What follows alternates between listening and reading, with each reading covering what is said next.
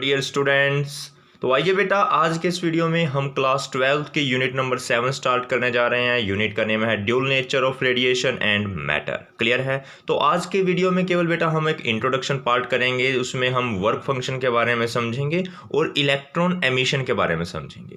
किसके बारे में? Work function and electron emission. तो चलिए करते हैं स्टार्ट। तो सबसे पहले बेटा वर्क फंक्शन क्या है? The minimum energy required by the free electron to just escape from the metal surface is known as the work function. देखिए बेटा, कोई भी एक मेटेलिक सरफेस है, अगर उसमें से हमें इलेक्ट्रॉन को बाहर निकालना है मेटल के सरफेस में से, तो उसको कुछ ना कुछ एनर्जी देनी पड़ेगी। जब इलेक्ट्रॉन के पास सफिशिएंट एनर्जी आ जाएगी तो वो क्या करेगा? मेटल के सरफेस में से बाहर आ जाएगा, बाहर निकल जाएगा। तो कितनी मिनिमम एनर्जी देनी पड़ेगी इलेक्ट्रॉन को बाहर निकालने के लिए मेटल के सरफेस में से? उस मिनिमम एनर्जी को बोला जाता है वर्क फंक्शन। इसका सिंबल है W नोट या फिर फाई नोट। मैक्सिमम इस सिंबल से इसको रिप्रेजेंट किया जाता है वर्क फंक्शन, वैसे अपनी चॉइस है। यूनिट है इसको मेजर करने की इलेक्ट्रॉन वोल्ट। किसमें मेजर किया जाता है वर्क फंक्शन को? Electron volt. और जो 1 इलेक्ट्रॉन वोल्ट है दैट इज 1.6 इंटू 10⁻⁻19 जूल के इक्वल है। यानी कि इलेक्ट्रॉन वोल्ट को जूल में कन्वर्ट करने का ये रहा तरीका। क्लियर है बेटा? अच्छा, जो वर्क फंक्शन है वो हर एक मेटल के लिए अलग अलग होता है। क्लियर? जैसे आयरन के लिए अलग होगा, सिल्वर के लिए अलग होगा, गोल्ड के लिए अलग होगा। मतलब हर मेटल के लिए जो वर्क फंक्शन है वो अलग होता है। वो डिपेंड करता है on the nature of the material.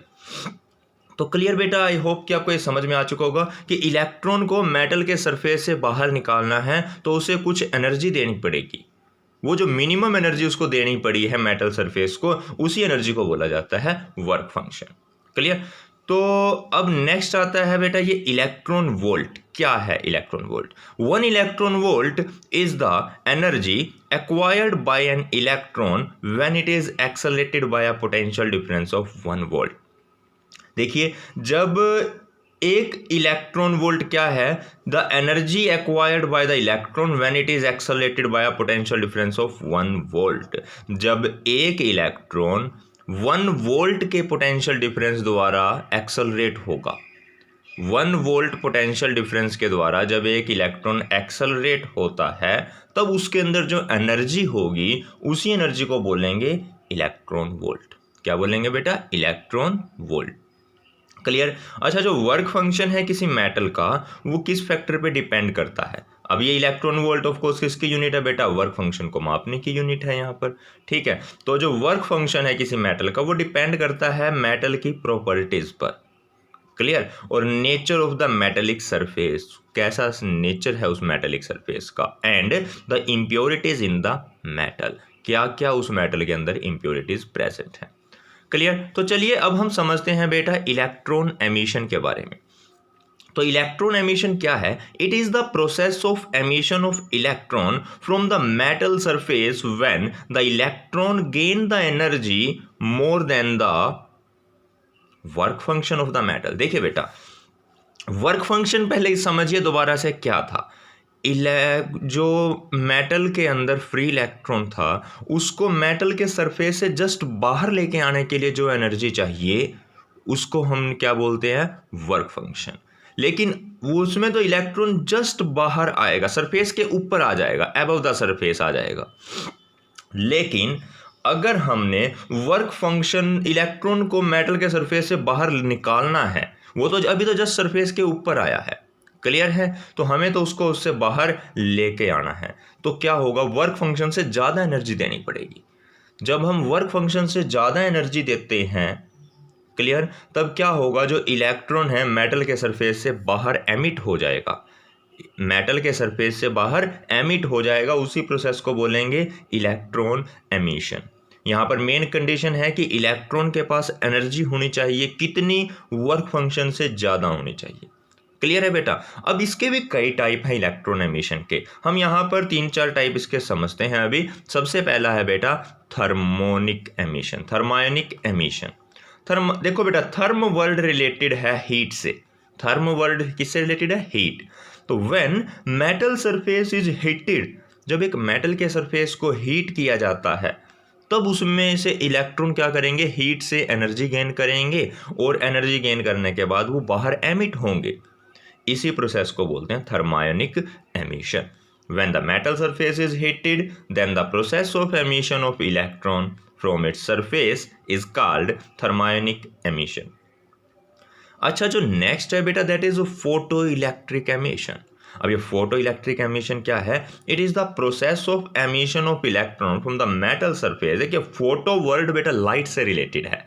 Photo word किससे रिलेटेड है? लाइट से। जब लाइट किसी मेटल सरफेस के ऊपर पड़ती है, लेकिन कंडीशन है लाइट कैसी होनी चाहिए? सुटेबल फ्रीक्वेंसी की होनी चाहिए। जब एक लाइट वेव जिसकी सुटेबल फ्रीक्वेंसी है वो किसी मेटल सरफेस के ऊपर पड़ेगी तो उसमें से इलेक्ट्रॉन एमिट होंगे। क्या एमिट होंगे? इलेक्ट्रॉन। इसी प्रोसेस को बोलेंगे फोटो इलेक्ट्रिक एमिशन। देखिए थर्म वर्ड था हीट से रिलेटेड, तो हीट की वजह से इलेक्ट्रॉन एमिट हुए थे। अब है फोटो इलेक्ट्रिक। फोटो का मतलब है लाइट। अब लाइट की वजह से इलेक्ट्रॉन एमिट हुए हैं, तो इसीलिए इसको बोलते हैं photo electric emission. The process of emission of electron from a metal surface when light of suitable frequency is incident on it. Clear? अच्छा, तो नेक्स्ट है बेटा फील्ड एमिशन, या इसका दूसरा नेम है कोल्ड कैथोड एमिशन। अब ये फील्ड एमिशन क्या है बेटा? देखिए जब मेटल के सरफेस पर हमने स्ट्रॉन्ग इलेक्ट्रिक फील्ड अप्लाई कर दिया। क्या अप्लाई किया? Strong electric field. तो क्या होगा? उसमें से इलेक्ट्रॉन एनर्जी गेन करेंगे। उस इलेक्ट्रिक फील्ड की हेल्प से इलेक्ट्रॉन क्या करेंगे बेटा? एनर्जी गेन करेंगे और मेटल के सरफेस में से बाहर निकल जाएंगे। क्लियर है? तो इस प्रोसेस को बोलते हैं फील्ड एमिशन या कोल्ड कैथोड एमिशन। देख, it is the process of emission of free electron from a metal surface when a strong electric field strong electric field is applied across the metal. Metal के across कैसा electric field apply किया? Strong. कितना strong? Nearly 10⁸ volt पर metre. बहुत ज़्यादा high electric field है ये। Clear है? और बेटा ये जो मेथड है फील्ड एमिशन या कोल्ड एमिशन मेथड, ये बड़ा ही डेंजरस मेथड है। कैसा मेथड है? डेंजरस, क्योंकि यहाँ पर हमने high strong electric field apply किया है। क्लियर है बेटा? समझ में आया? तो और इससे ज़्यादा भी इलेक्ट्रिक फील्ड हो सकता है, 10⁸ वोल्ट पर मीटर से भी ज़्यादा। तो क्लियर है बेटा? चलो यहाँ तक आप पहले नोट कर लीजिए, फिर हम करते हैं नेक्स्ट।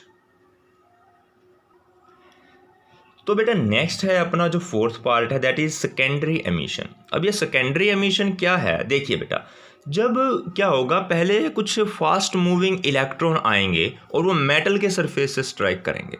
फास्ट मूविंग इलेक्ट्रॉन आया और वो किससे स्ट्राइक किया बेटा? मेटल के सरफेस से।